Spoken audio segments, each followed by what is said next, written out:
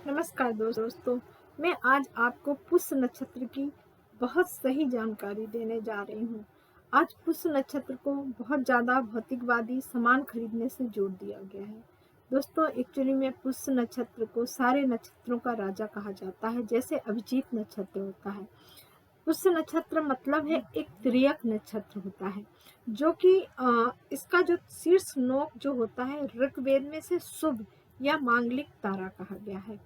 मांगलिक तारा का मतलब यहाँ है कि यह सुंदर पुष्प की तरह सौंदर्य, सुगंध वाला, कोमलता वाला, ताजगी, प्रसन्नता आदि रूप में यह समाज में प्रसन्नता फैलाता है या खुशियाँ फैलाता है।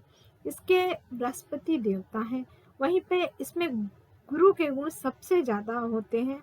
यह माता शिशु के समान, यानी कैसे, क्योंकि कर्क राशि में पुष्य नक्षत्र होता है, तो इसमें चंद्रमा के समान आस्थावान, जैसे बच्चा माँ की गोद में अच्छा महसूस करता है, वैसे ही यह नक्षत्र होता है।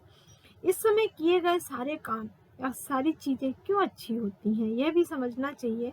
अगर किसी के अंदर निगेटिव थॉट्स हैं या कोई भी काम नहीं कर पा रहे हैं, यह सबका संबंध पुष्य नक्षत्र से ही जुड़ा हुआ है। देखिए, गुरु बृहस्पति के कारण सारे चीजें हट जाती हैं। पुष्य नक्षत्र में सभी कार्य शुभता लिए होते हैं। कर्क राशि जिसका आदिपति चंद्रमा है, वहीं पर इस नक्षत्रपति है शनि देव और इसके देवता है बृहस्पति।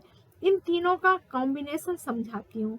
देखिए, चंद्रमा प्रजा के कारक है और संवेदी है और भावुक भी है, इनका मन पे नियंत्रण है। वहीं पर शनि कमजोर वर्ग या गरीबों के कारक हैं, जो स्थिरता भी देते हैं और संतुलन भी बनाते हैं। वहीं पर गुरु जो होते हैं सदाचार, आशावान, साथ ही साथ उत्साह की वृद्धि करते हैं, तो यह धर्म और उच्च मनोबल देते हैं। तो इस तरह से गुरु का काम होता है। वैसे तो चंद्र शनि का साथ बहुत डिप्रेशन का होता है, लोग काफी निगेटिव होते हैं या निराशा हो जाती है, परंतु गुरु यहाँ पर बैठकर आपको उत्साही, परिश्रमी और साथ साथ बहुत स्ट्रेंथ देंगे काम करने की। तो इस तरह से अगर कुंडली में शनि, गुरु और चंद्र की युक्ति है या दृष्टि संबंध आ रहा है, तो भी ये पुष्य नक्षत्र जैसा ही माना जा सकता है। इसके अलावा मैं बताना चाहूंगी कि इस नक्षत्र में क्या काम करना चाहिए और क्यों करना चाहिए, क्योंकि ये बहुत जरूरी है बताना दोस्तों। पुष्य नक्षत्र शत्रुनाशक पुष्य नक्षत्र। यहाँ शत्रु से मतलब आपने सोचा कि हमारे जिनसे हमारी बातें नहीं जमती हैं, वो नहीं। आपके काम, क्रोध, मद, लोभ, यह आपके शत्रु होते हैं।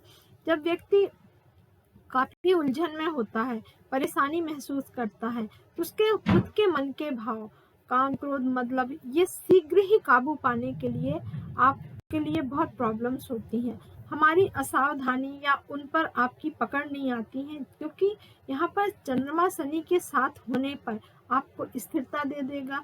साथ ही साथ आपके शत्रुनाशक के रूप में बहुत सारे कार्य जो कई बार आप नहीं कर पाए किन्हीं कारणों से, उस इस समय इस नक्षत्र में आप वह सब काम कर पाएंगे जो कि आप नहीं कर पा रहे थे या नहीं करना क्या योग बन रहा था। इसलिए पुष्य नक्षत्र में किए गए कार्य हमेशा सफल हो जाते हैं, इसलिए कहा जाता है।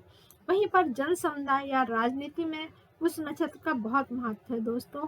जनता का कारक होने के साथ साथ राजनीति के या समाज सेवा के लोगों को इस नक्षत्र में विशेष रूप से जनता के सामने जाना चाहिए।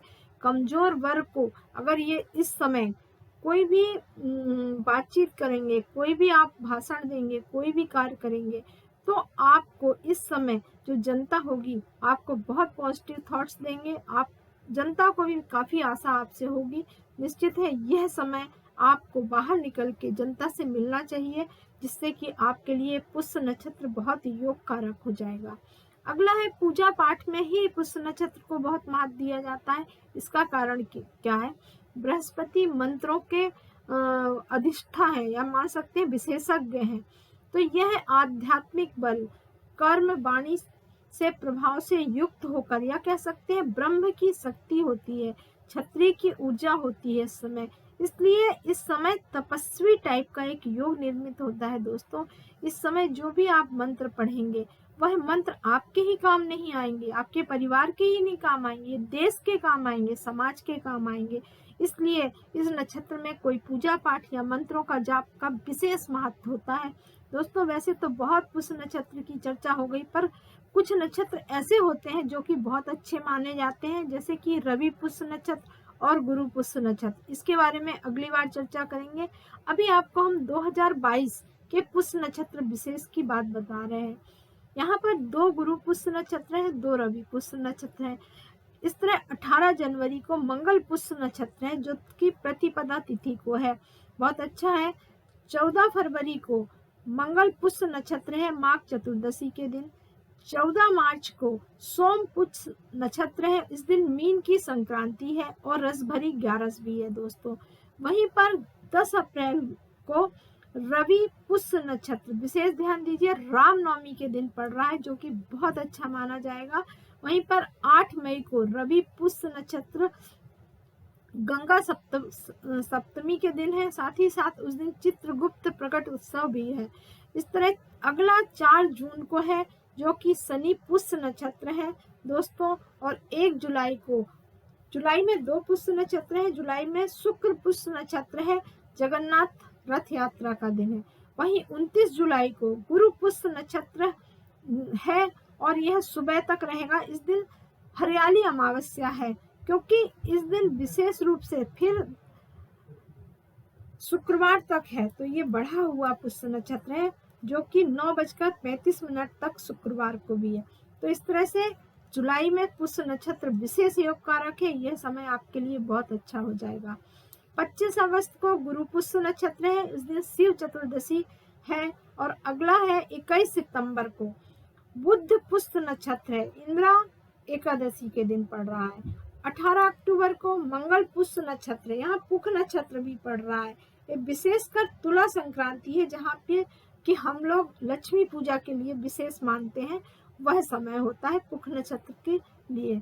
वहीं 15 नवंबर को मंगल पुष्य नक्षत्र है और आखिरी 12 दिसंबर को सोम पुष्य नक्षत्र है। यानी मंगल पुष्य से शुरू हुआ पुष्य नक्षत्र साल भर सोम पुष्य नक्षत्र में समाप्त हो जाएगा। धन्यवाद। आपको मेरा वीडियो अच्छा लगे, इससे संबंधित पुष्य नक्षत्र से संबंधित विशेष जानकारी चाहिए तो कमेंट बॉक्स में भी लिखिए, और आप मेरे चैनल को सब्सक्राइब भी कर सकते हैं और साथ ही साथ कोई क्वेश्चन भी पूछ सकते हैं। धन्यवाद दोस्तों।